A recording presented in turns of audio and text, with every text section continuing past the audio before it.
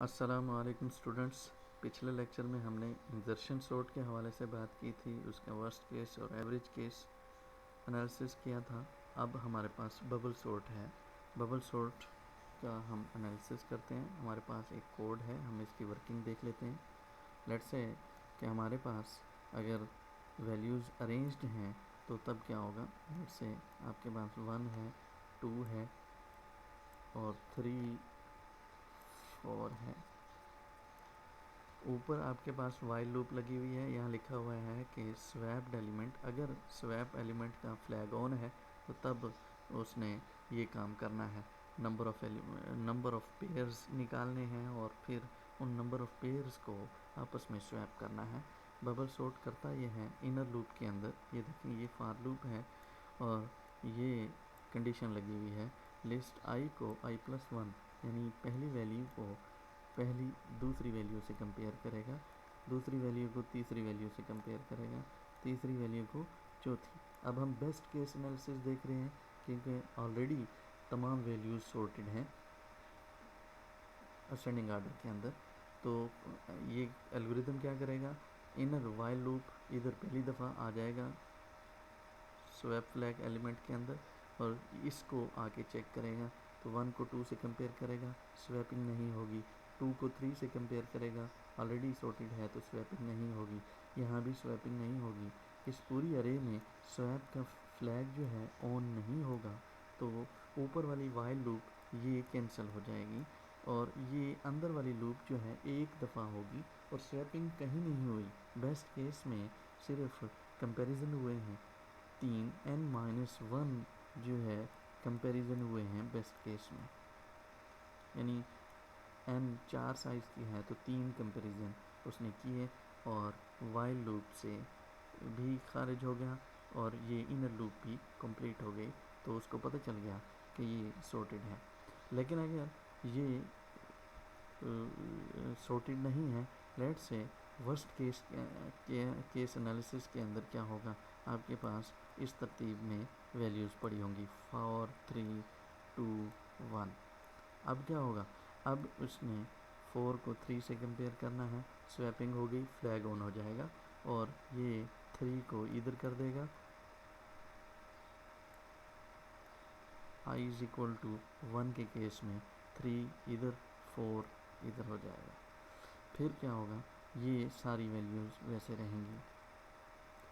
फिर नेक्स्ट होगा 4 को 2 से कंपेयर करेगा, i इज़ इक्वल टू 2, तो फिर क्या होगा 2 इधर आ जाएगा,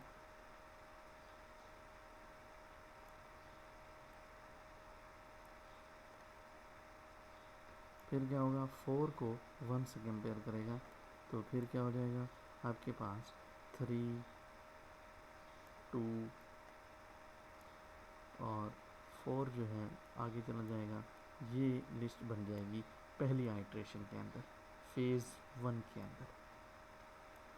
आई 1 से लेकर n तक चले जाएंगे और वाइल लूप फ्लैग ऑन हो जाएगा। वाइल लूप दोबारा से इसको i इज़ इक्वल टू 1 से स्टार्ट कराएगी क्योंकि ये स्वैपिंग इसके अंदर हो गई थी और जब स्वैपिंग होती रहेगी तो ये दोबारा से इसको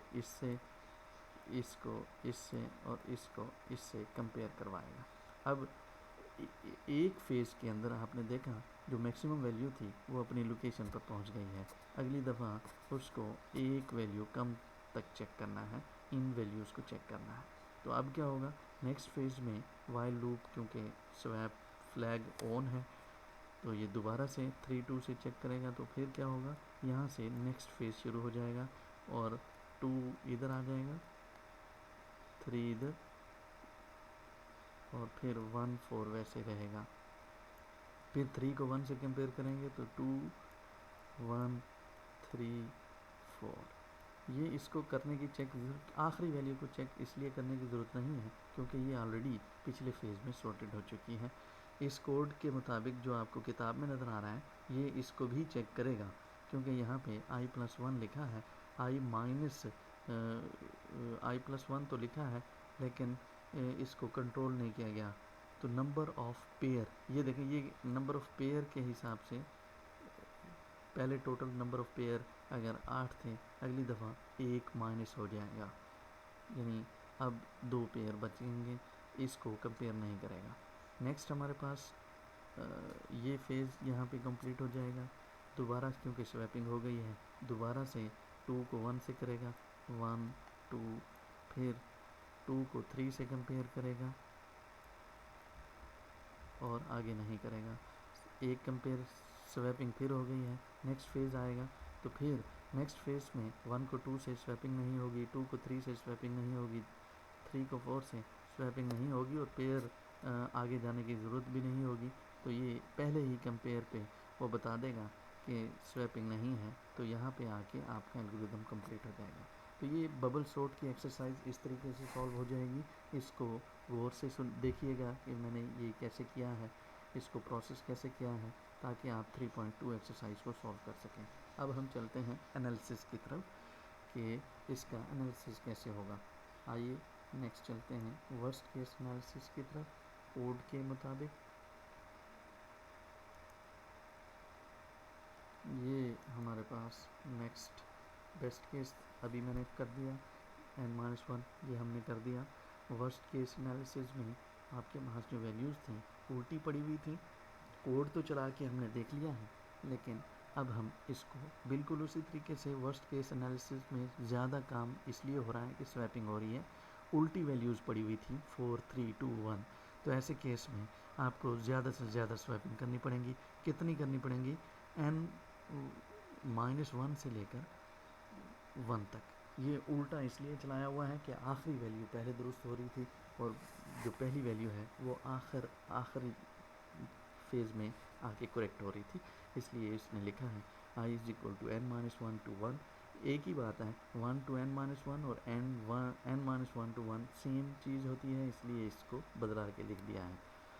अब ये फार्मूला अप्लाई कर दिया, n-1 × n/2 बिल्कुल इसी तरीके से फार्मूला था इंजर्शन सॉर्ट के अंदर और इसको अप्लाई किया, तो इसकी भी कॉम्प्लेक्सिटी जो है n²/2 और आखिर में n², क्योंकि हम डिवाइड वाली वैल्यू को नहीं लेते होते, सिर्फ पावर वाली वैल्यू लेते हैं और वो भी बिग O n² ही है।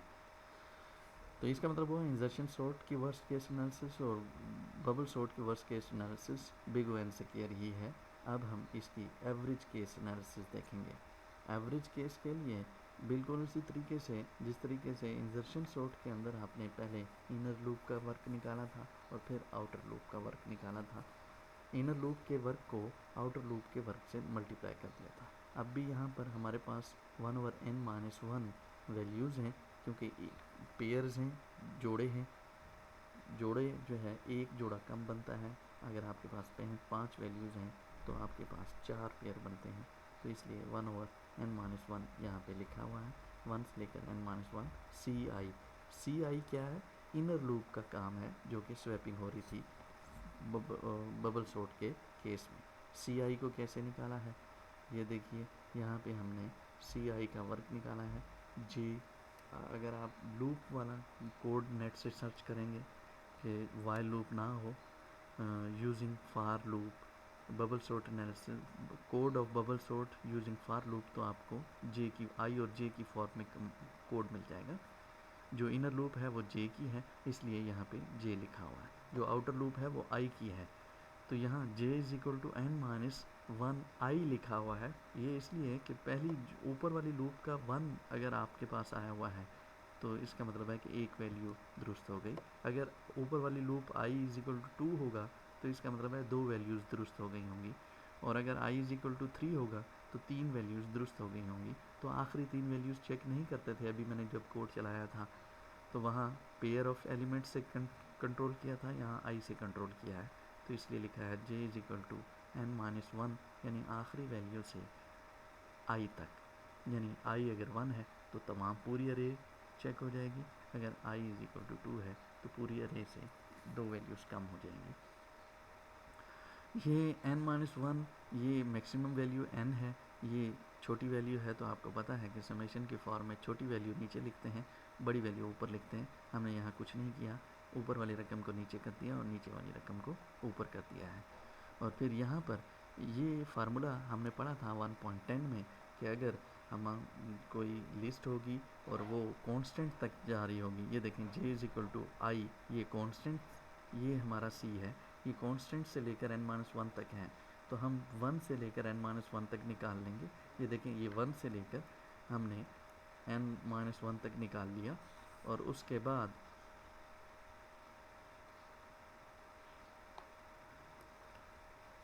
c-1 तक माइनस कर देंगे। ये c हमारे पास यहाँ पे i था, तो i-1 तक, 1 से लेकर i-1 तक माइनस करेंगे। ये फार्मूला हमने ये बड़े अच्छे तरीके से याद किया हुआ है। अगर आपको फार्मूले का पता नहीं है तो आप 1.10 पे जाके वो फार्मूला रिव्यू कर लीजिएगा, तो आपको बात समझ आ जाएगी।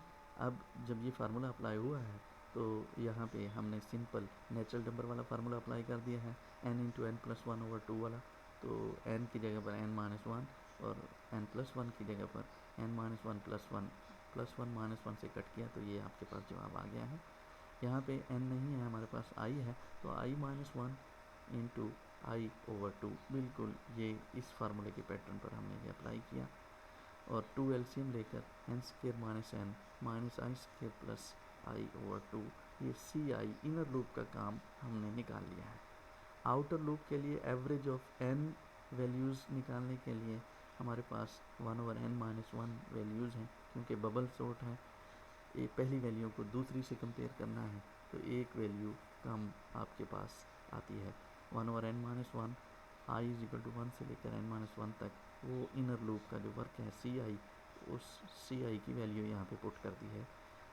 अब ci यहाँ पे i वेरिएबल है और यहाँ पे n वेरिएबल है। ये जो n है ये कांस्टेंट के तौर पर ट्रीट होगा, ये कांस्टेंट है हमारे लिए, ये वैल्यू कांस्टेंट है, तो ये हम कांस्टेंट के साथ अप्लाई करेंगे। मैं आपको दिखाता हूँ किस तरीके से। 1/n-1, ये n-1, ये जो कांस्टेंट में क्या होता है कि ये जो तादाद होती है, ये तादाद होती है n-1 इंटू n² - n/2 के साथ मल्टीप्लाई हो जाएगी। और जो वेरिएबल i था वो है -i² प्लस i/2, इसके साथ समेशन अप्लाई कर दिया। ये फार्मूला यहाँ पे अप्लाई होगा। अब i²/2 हमारे पास फार्मूला मौजूद है और i का भी फार्मूला हमारे पास मौजूद है, हम इसको i वाले फार्मूले से अप्लाई करेंगे। ये i² वाला फार्मूला है हमारे पास,